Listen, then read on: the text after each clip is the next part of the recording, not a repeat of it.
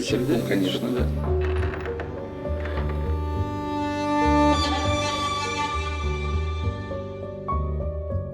Мне бы Владимира Владимировича Путина. Поставил человека, люди на него посмотрели, сказали, действительно годится. Просмотрел 20 человек за 4 месяца, 20 кандидатур. Собственно говоря, я посчитал себя вправе поговорить об этом. Надо было вводить эту должность. И вообще, я бы сегодня генсеком сидел бы, ногами помахивал. Ну скажи, дедушке, за кого голосовал ты? Я Путина.